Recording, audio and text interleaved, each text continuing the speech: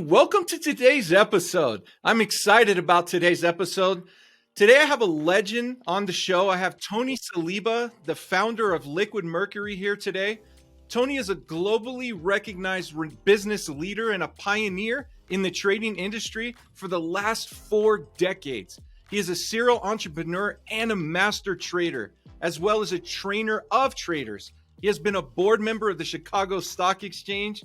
He's the founder of International Trading Institute, Liquid Point, Matrix Holdings Group, and Efficient Capital Management. He's also the author of numerous books, including the title Managing Expectations. Definitely do not miss this episode. It's going to be packed with gold nuggets.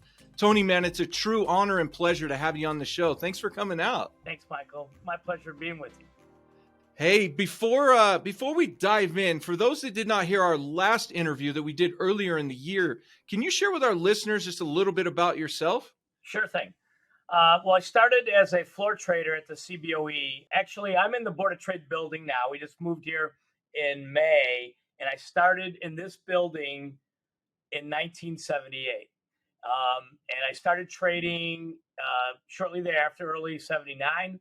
Spent 13 years as a floor trader, market maker. I was funded with some seed capital by an investor that I caddied for, and then bought him out shortly thereafter, and then spawned a trading company where I had as many as 27 traders trading for me at one point.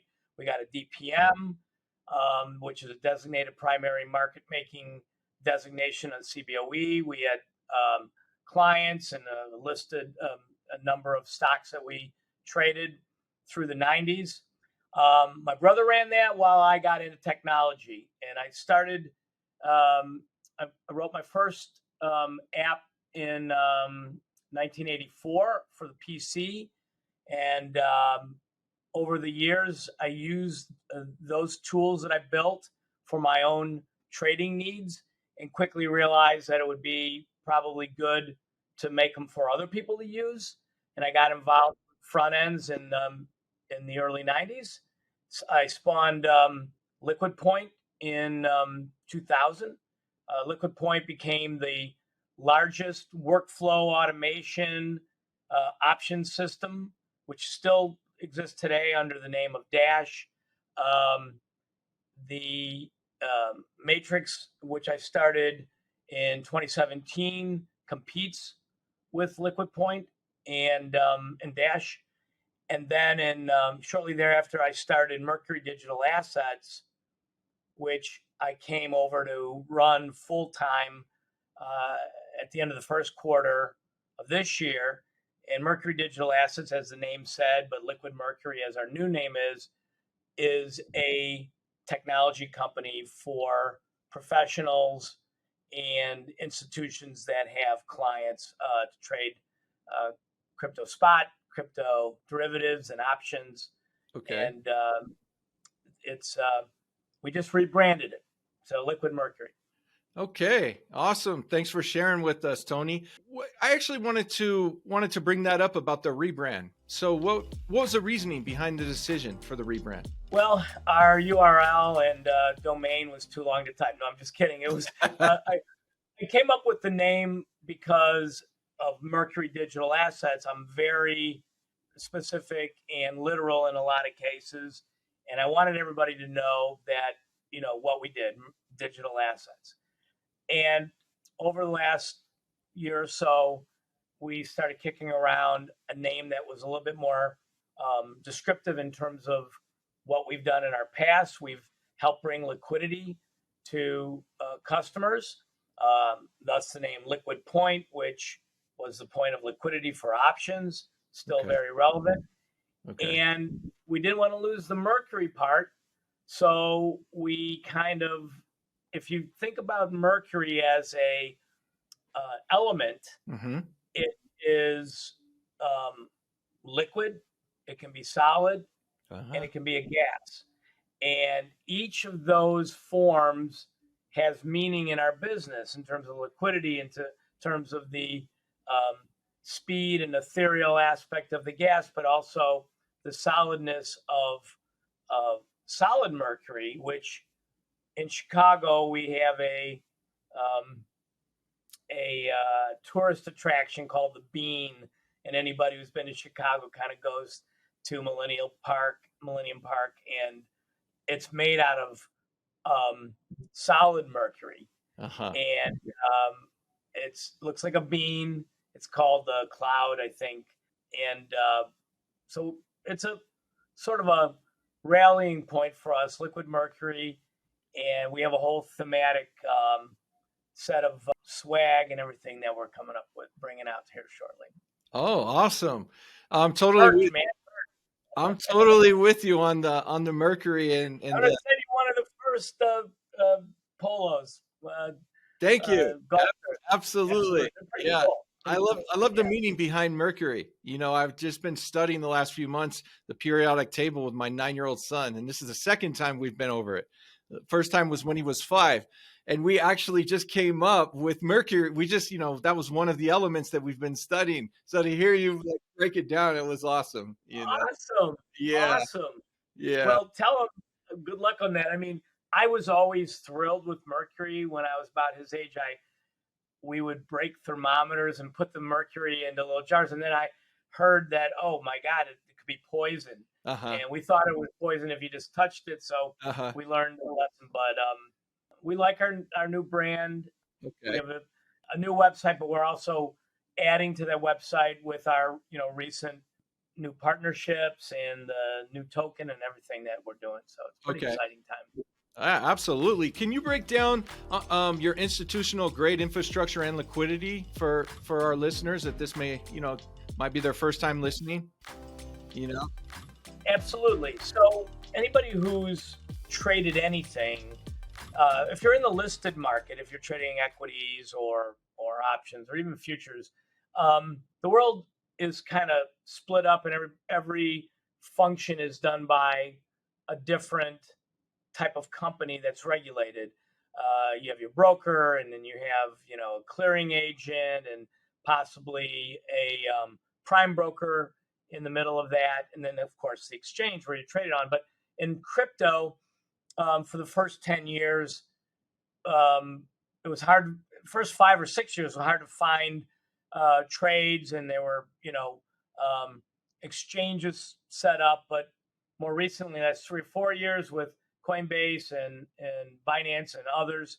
Um, you have kind of these large monolithic exchanges, but they do a lot of those functions all in one place. So you get their front end, you get their routing services, you get the liquidity that they provide, and the clearing, and then the banking. And what Mercury has done is split those apart. We have OTC liquidity providers that give deeper, tighter markets than you'll find on the exchanges, and we deliver that with no additional charges to that. We have very high grade professional front end and middle office tools so that you can do more analytics. You can see more of the market with, where the books are and where the liquidity is. We have a lot more order types, and then uh, everything we do, we come from traditional finance, Wall Street will. So everything we do is built in that sort of fashion, not as a e-commerce website, for instance. So regulatorily, reporting, best execution, and we're a B2B, so all of our customers are other institutions, but we just came out with this B2B2C solution where retail people can now get these tools through an intermediary. Okay. Thanks for unpacking that, Tony. I wanted to ask you, being a master trader and let's just be honest, a legend, what would you say is the most valuable piece of wisdom that you could pass along to all of us? Well, some of the things that are fairly trite are true.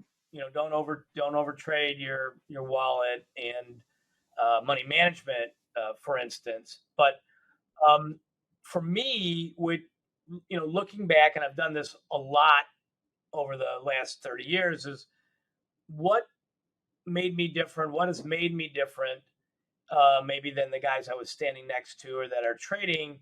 And that is, I seek a sounding board, right? And I think that's today's chat rooms or trading communities to bounce ideas off of other people, which I'm not advocating that the communities are in and of themselves going to be helpful for your viewers and listeners, but to find the right one to share ideas. My my internal nickname, Mike, is a Mr. What If. So I'm constantly doing risk analysis, what ifs on everything I do in business, but also particularly trading. So to have a sounding board that you feel confident can pick apart your thesis is very valuable. Awesome. Well said. Thanks for sharing that gold nugget for sure.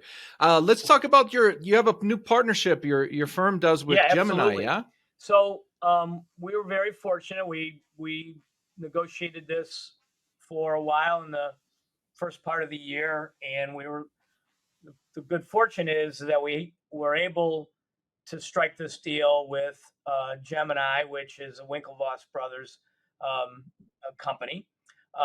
Gemini is in the top 10 U.S. exchanges for crypto, highly attenuated to regulatory um, norms and um, paths forward, what might be expected in the regulated environment. So a very upstanding exchange and one of the more highly touted custody services. And we've created a unique one-stop shop to onboard, which is AML KYC, with them, trading through our platform, which is OTC markets, which are deeper and tighter than you'll find on most of the exchange venues, for no added fees, and cleared in custody with Gemini. So you get professional trading tools, professional service, and professional direct to OTC markets all in one stop. And we're ready to go live any day now with our first institution called LaunchPub. And they are extending this to their audience. And if your viewers and listeners are trading crypto, they can find their way to liquidmercury.com, and we'll introduce them to LaunchPub, because we don't interact with individuals, but we do service them through our business partners. Okay, excellent. Well, we'll definitely have that link on the episode blog page. And I understand you also have your new product, Liquid Mercury Plus. So that's the name of the outbound solution. That is the partnership with the Winklevoss Brothers. That is the one. Okay. So with the Gemini. What we're bringing to the market with Plus is that one-stop shop where the average everyday individual trader can get the tools that our institutional traders get. We also have a section where they can That's great. watch their equity trades and do portfolio analysis with their equity portfolio and crypto pairs. Okay. No, that's huge. That's definitely a benefit for all the listeners who trade. I also wanted to ask you about the current state of the market and your thoughts. Well, so the last couple of days, yesterday particularly, and today with a bunch of follow through on that, we're not in the markets of 2017 to 2021. You are definitely seeing the Powell and the Fed are hell bent on reining in inflation. What they feel is, over exuberance in trading and investing.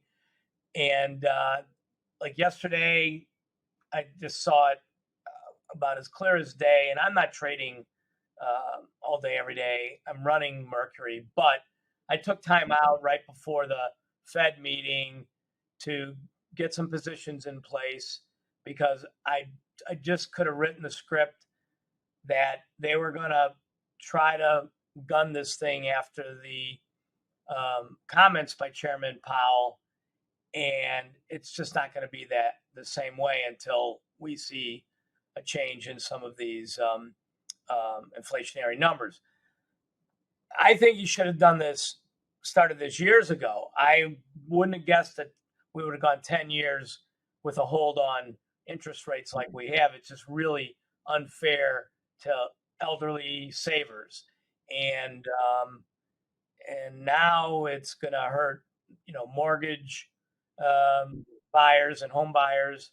But this choppiness, as we talked before we started, allows for a lot of great short-term trading opportunities. Even bear markets. I mean, look, we had a 2-week whatever bear market rally. It was sustained more than most people I know thought it would go. And it's not certain that we won't have a Christmas rally in here too. But I think that we're in a bear market for a while, and I think you trade from that bearish side. So if you can afford to short stocks, great. Otherwise, put strategies and like what I like to do is put on zero cost or credit collars and trade around them, along with butterflies, of course. Okay. And going into 2023 and even into 24, how do you see, in terms of the market, you see us being in this for quite some time, or, Well, so I mean, I simplistically think that we can drill and pump our way out of this. Okay. I simplistically think that if a more rational mindset was at the helm with regard to our national energy policy, that we not only could address the energy cost that permeates everything we touch, whether it's manufacturing or shipping or actual energy itself, we can, especially with what's going on in Ukraine, we can become the energy supplier again to our allies in Europe. So we have an important election Tuesday that if, what the polls look to see happening and you have a change in the House, particularly purse strings there, and the Senate possibly, where you can impact some policy. The Biden administration may not like it, but eventually they may go along with a face-saving modification to our energy policy that allows relief to the American citizen and revenues into this country by selling oil. And once this gets into the wind, traders will take oil down in advance of this. So I think there's a lot of opportunity to get out of this sooner rather than later. If control of power doesn't change, then 23 could be a bleak year. Okay. Yeah, that I wanted to ask you, what your thoughts were on Q4 as well, and I'm sure what we're talking about right now is part of that.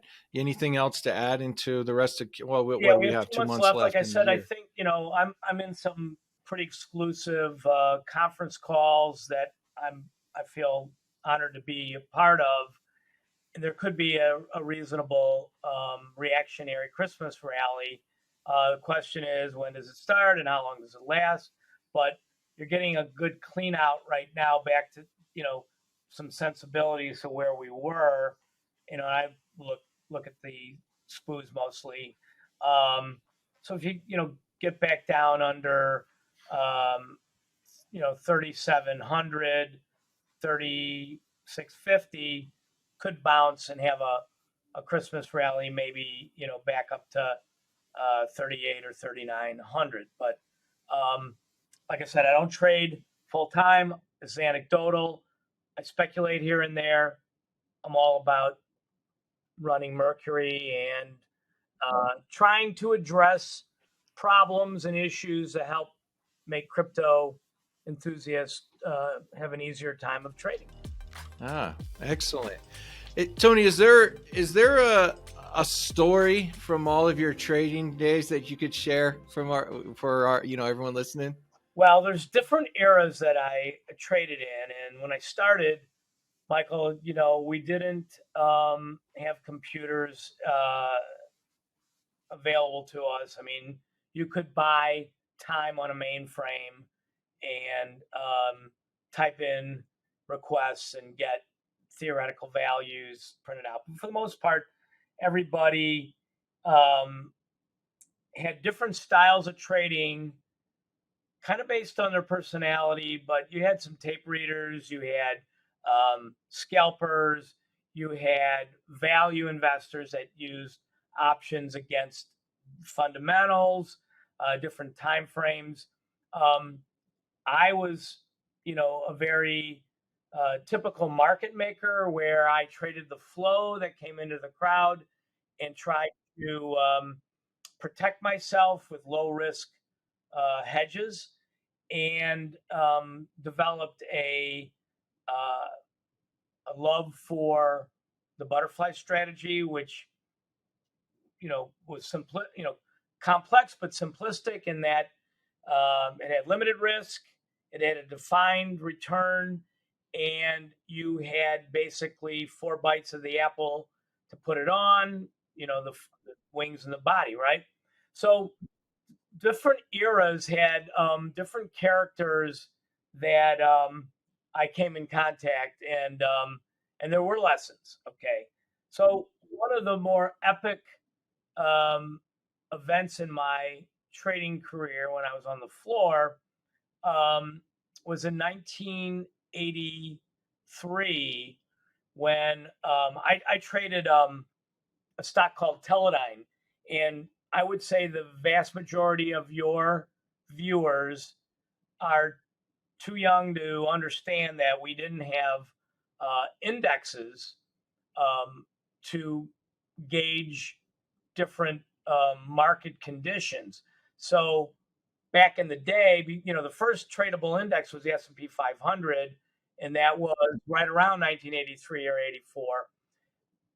Prior to that, the marketplace had proxies, surrogates for indexes, and you had IBM and Honeywell and Polaroid and Kodak, Texas Instruments, and Teledyne, and probably 5 or 6 others, Superior Oil, and these were proxies for what the market was going to do as sentiment changed. Teledyne was very illiquid, and the guy who ran it, he didn't like people using it as an indicator for the market because it distorted his stock prices on the turns. People would come in and buy it when they were bullish, and then when they were bearish, it would get tossed out with the rest, never really aligning with the fundamentals of the company. Okay.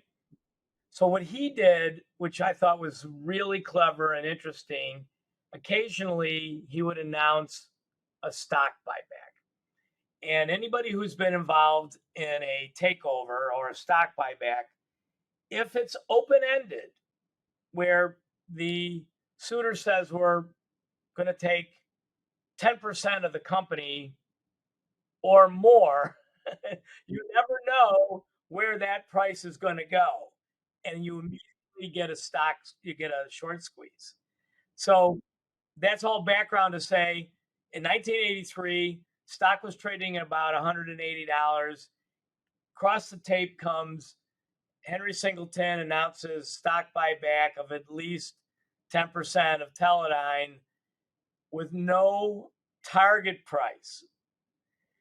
Every short in the world came in to cover, and the squeeze took the price from 180 to over $300. And back then, that was a huge move. And it inverted all the time spreads, and people were just coming begging us market makers to let them, where can I get out of my spreads, and it was really amazing. And I mean, that's kind of the setup to all these little vignettes where these big traders that didn't trade in our crowd came in. And I mean, at first they were like, oh, screw it, it's no big deal. And then they watched the stock go to 200, to 2.25, 250.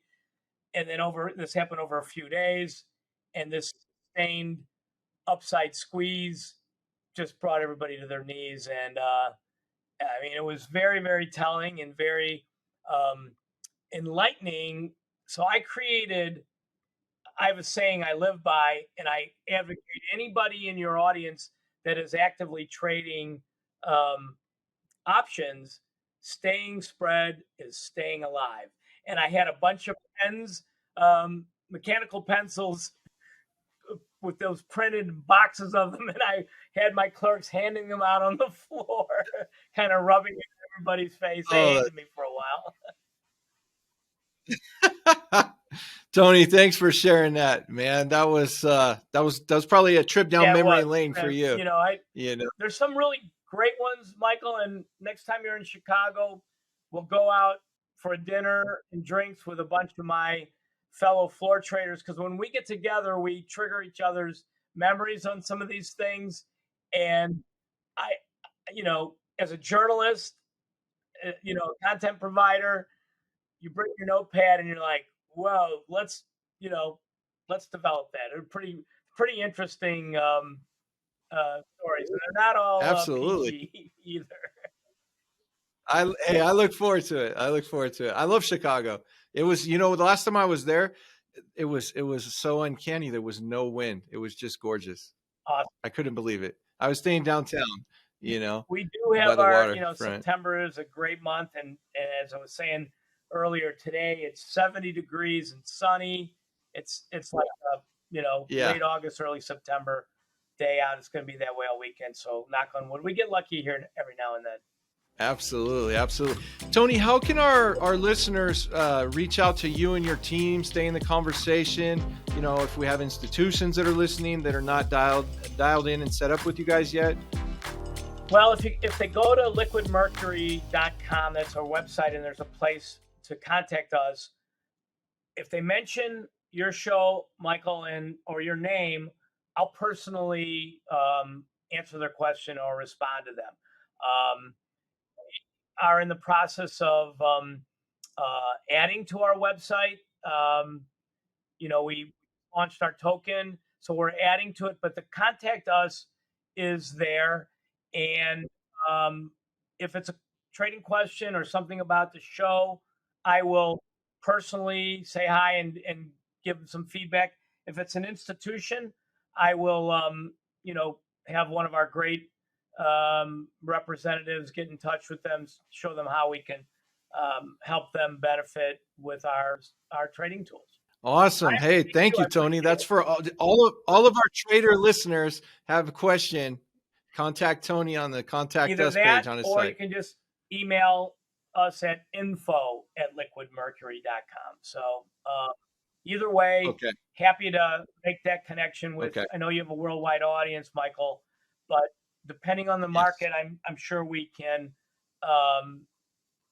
either help them or point them in the right direction. Okay. Thank you, Tony. In closing, I wanted to ask you, is there anything else that you would like to share with everyone listening? I would just say that money management is the biggest factor for everybody. Don't overtrade in these markets. Monitor your clip size. And, use options wherever you can, because staying spread is staying alive. Okay, well said. Tony, man, it was a pleasure and an honor to have you on the show. And as always, man, we welcome you back Thanks. anytime. And look for the Merc, MERC, trades on DeFi or CEX. That's your token, yeah? The Merc token. If you go to our website, our tokenomics are there. Trading crypto or interested in trading tools, it's a utility token that has something for everybody. Okay, awesome. Well said. That Tony, it was a pleasure, and we look forward to having you chime in again. If you like today's episode, definitely like and subscribe to the podcast, show your support, and chime in here tomorrow for another special episode. Until then, make it a great day.